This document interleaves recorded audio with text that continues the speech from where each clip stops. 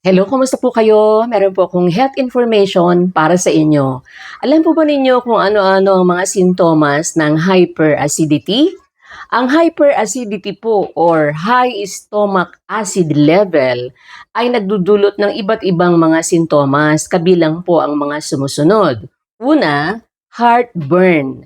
Yung pong feeling in the chest na nararamdaman natin na parang burning, no? Parang may mainit sa ating dibdib. Lalo na pagkatapos po nating kumain. Heartburn po ang tawag nila doon. Yun din pong regurgitation or feeling like acid is coming back up into your mouth or throat.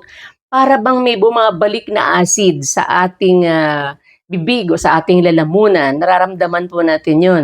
Ang tawag nila doon ay regurgitation. Magkakaroon din po ang isang sintomas din po ng hyperacidity, yung pong nahihirapan kang lumunok, nahihirapan tayong lumulon, ano? Ang tawag din nila doon ay dysphagia. Chest pain, nagkakaroon po ng sakit sa dibdib, nakakaramdam po ng chest pain. At ito po, kuminsan na pagkakamalian ito na heart attack. Pero importante po, pag sumasakit ang ating dibdib, magpa-check up kagad tayo sa doktor dahil baka hindi lang naman po yan hyperacidity, baka talaga pong nagkakaroon po tayo ng problema sa puso.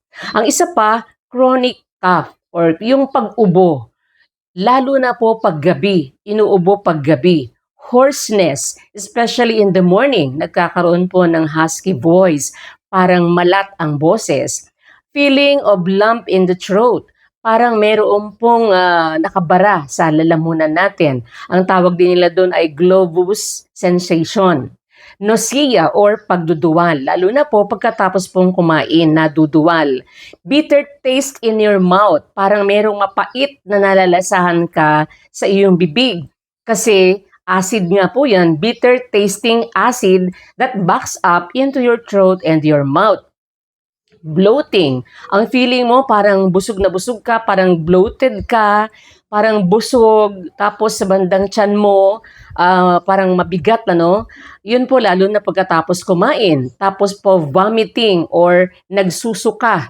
Yun po, sintomas po yan ng napakataas na stomach acid pagka nagsusuka. Decreased in appetite. Nawawalan po ng ganang kumain. You may feel queasy or lose your appetite.